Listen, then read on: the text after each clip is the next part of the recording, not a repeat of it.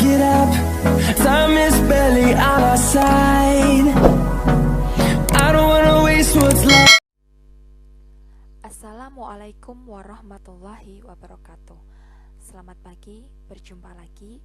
Di video kali ini kita akan belajar materi PPKN kelas 6, proses perumusan Pancasila, di mana proses perumusan Pancasila ini salah satunya berada di tema 1, subtema 1, pembelajaran 4.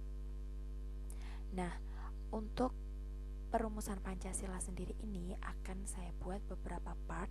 Nah, di part 1 ini rencananya kita akan membahas dulu proses perumusan Pancasila itu terbentuk. Nah, baru kemudian kita akan lebih detailkan lagi untuk ke nilai-nilai setiap sila. Jadi, keep on watching ya. Pancasila adalah dasar negara Indonesia atau ideologi dasar bagi Indonesia.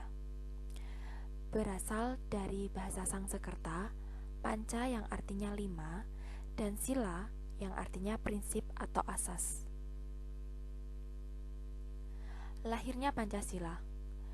Perdana Menteri Jepang yang bernama Kuniaki Koiso berjanji memberikan kemerdekaan kepada Indonesia pada tanggal 9 September 1944 di Tokyo. Nah, pada tanggal 1 Maret 1945, Letnan Jenderal Kumakichi Harada mengumumkan dibentuknya Badan Penyelidik Usaha-Usaha Persiapan Kemerdekaan Indonesia atau BPUPKI dan dalam bahasa Jepang bernama Dokuritsu Zunbi Kosakai. BPUPKI diketuai oleh Dr. KRT Rajiman Widyodiningrat dan diwakili oleh dua ketua muda yang berasal dari Indonesia bernama Suraso dan yang berasal dari Jepang Ichibangase Yoshio. Berjumlah 63 anggota ditambah 7 orang yang bergabung pada tanggal 10 Juli 1945. BPUPKI melakukan sidang sebanyak 2 kali. Sidang yang pertama yaitu tanggal 29 Mei 1945 sampai 1 Juni 1945. Di persidangan pertama membahas dasar negara Indonesia. Dan di sidang kedua 10 Juli sampai 17 Juli 1945 membahas tentang Undang-Undang Dasar. Untuk lebih detailnya kita akan simak video ini. Sidang pertama yang dilaksanakan pada tanggal 29 Mei sampai 1 Juni 1945 dihadiri oleh beberapa tokoh. 3 tokoh perumus Pancasila yaitu Mr. Muhammad Yamin, Dr. Supomo, kemudian Insinyur Soekarno. Masing-masing tokoh ini memberikan usul terkait dengan rumusan Pancasila. Yang pertama, Mr. Muhammad Yamin, yaitu pada tanggal 29 Mei 1945. Adapun 5 prinsip atau 5 sila yang diusulkan oleh Mr. Muhammad Yamin yaitu peri kebangsaan, peri kemanusiaan, peri ketuhanan, peri kerakyatan, kesejahteraan rakyat. Nah, secara tertulis dituangkan dalam tulisan berupa 1. Ketuhanan yang Maha Esa, 2. Kebangsaan Persatuan Indonesia, 3. Rasa kemanusiaan yang adil dan beradab, 4. Kerakyatan yang dipimpin oleh hikmat kebijaksanaan dalam permusyawaratan perwakilan, dan yang kelima, keadilan sosial bagi seluruh rakyat Indonesia. Itu tadi adalah usulan Mr. Muhammad Yamin. Kemudian Dr. Supomo pada tanggal 31 Mei 1945 di sidang BPUPKI yang pertama juga mengusulkan 5 sila, yaitu 1. Persatuan, 2. Kekeluargaan, 3. Keseimbangan lahir dan batin, 4. Musyawarah, 5. Keadilan sosial.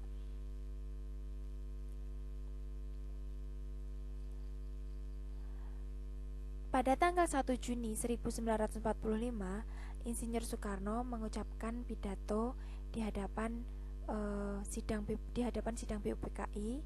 Dalam pidato tersebut, Insinyur Soekarno mengusulkan 5 sila. Yang pertama, kebangsaan Indonesia atau nasionalisme, perikemanusiaan atau internasionalisme, mufakat atau demokrasi, kesejahteraan sosial, ketuhanan yang Maha Esa. Di dalam 5 sila itu dirumuskan menjadi trisila, yaitu sosionalisme, sosiodemokrasi, dan ketuhanan. Kemudian terdapat ekasila, yaitu ketuhanan.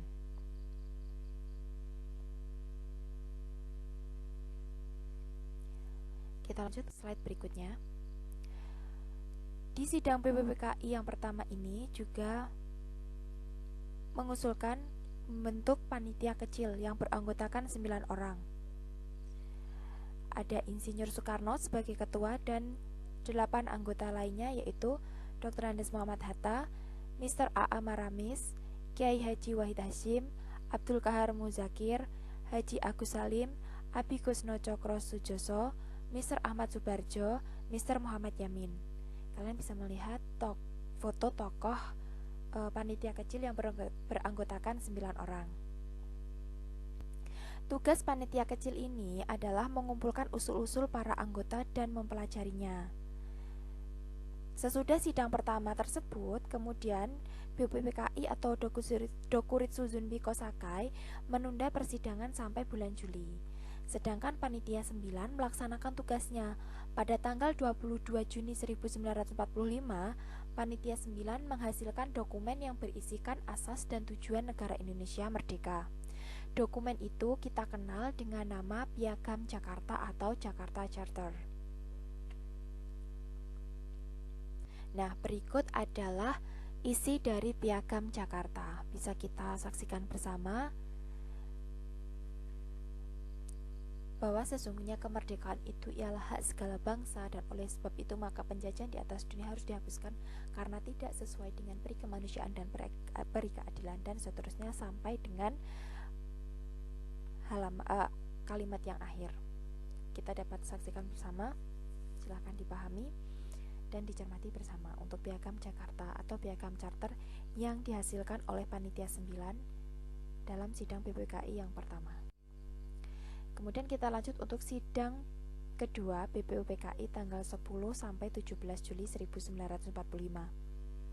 Di dalam sidang kedua ini, BPUPKI membahas bentuk negara, wilayah negara, kewarganegaraan, rancangan undang-undang dasar, ekonomi dan keuangan, pembelaan, pendidikan dan pengajaran. Selain kalau tadi di sidang BPUPKI yang pertama itu dibentuk panitia kecil berjumlah 9 orang, di sidang BPUPKI yang kedua ini dibentuk panitia kecil berjumlah 8 atau panitia 8 untuk menampung dan menerima usul. Jadi tugas dari panitia 8 ini adalah menampung dan menerima usul, di mana anggotanya adalah Insinyur Soekarno sebagai ketua, kemudian 7 anggota lainnya Mr. A.A. Maramis, Ki Bagus Hadikusumo, Kiai Haji Wahid Hashim, M. Sutarjo Karto Hadikusumo, R. Oto Iskandar Dinata, Mr. Muhammad Yamin, dan Dr. Andes Muhammad Hatta.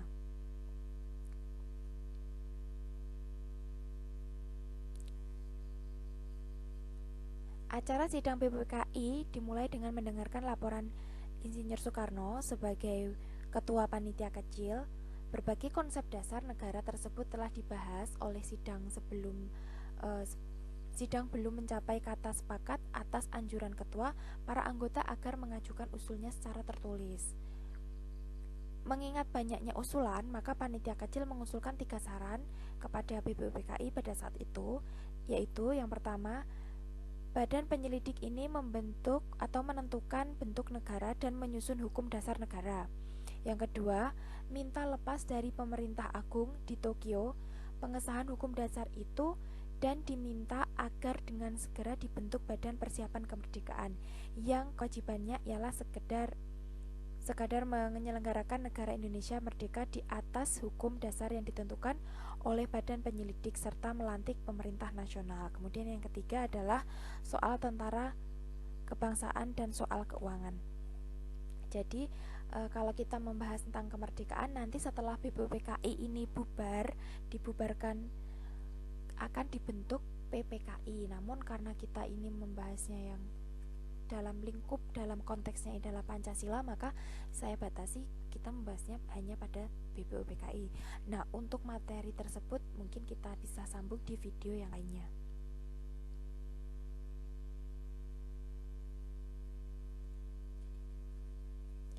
Kemudian yang selanjutnya, di sini ada gambar 5 sila Pancasila yang lahir pada 1 Juni 1945 dan sampai saat ini selalu kita peringati setiap tanggal 1 Juni sebagai hari lahirnya Pancasila, di mana di sana ada lambang bintang ketuhanan yang Maha Esa, rantai kemanusiaan yang adil dan beradab, pohon beringin persatuan Indonesia, kepala banteng kerakyatan yang dipimpin oleh hikmat kebijaksanaan dalam permusyawaratan perwakilan, kapas dan padi yang melambangkan keadilan sosial bagi seluruh rakyat Indonesia. Kita lanjutkan, meneladani nilai-nilai perjuangan perumusan Pancasila. Yang pertama, semangat persatuan dan kesatuan. Sikap ini dimiliki oleh para tokoh pejuang kita pada saat merumuskan Pancasila sebagai dasar negara Indonesia. Hal ini terlihat dalam sidang BPUPKI. Para peserta sidang diberi kesempatan untuk menyampaikan pidatonya tentang rumusan dasar negara. Kemudian, pidato tersebut dibahas dan didiskusikan bersama untuk mendapatkan rumusan yang terbaik. Semangat Sumpah Pemuda pun menjiwai suasana musyawarah pada waktu itu. Mereka tetap mengutamakan persatuan dan kesatuan meskipun berasal dari berbagai daerah dan mempunyai latar belakang yang berbeda. Meskipun memiliki perbedaan pendapat, mereka dapat saling menghargai satu sama lain, sehingga terhindar dari perpecahan. Semangat persatuan dan kesatuan harus kita teladani dalam kehidupan sehari-hari. Contoh perilaku yang menggambarkan semangat persatuan dan kesatuan, contohnya ya, yang pertama, ketika kita bermain bersama, itu harus saling rukun, tanpa membeda-bedakan asal-usul teman, apapun keyakinannya ataupun dari ras, suku, golongan, kita tidak boleh membeda-bedakan. Kemudian sikap gotong royong para siswa dalam menjaga kebersihan sekolah, sikap gotong royong masyarakat pedesaan dengan semangat kekeluargaan dan tanpa pamrih. Itu beberapa contohnya. Kemudian yang kedua, memperjuangkan hak asasi manusia.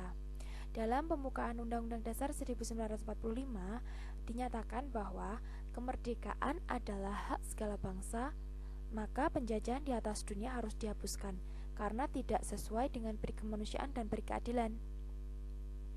Nah, pembukaan Undang-Undang Dasar 1945 tersebut mempunyai makna bahwa bangsa Indonesia mengakui kemerdekaan sebagai hak asasi manusia.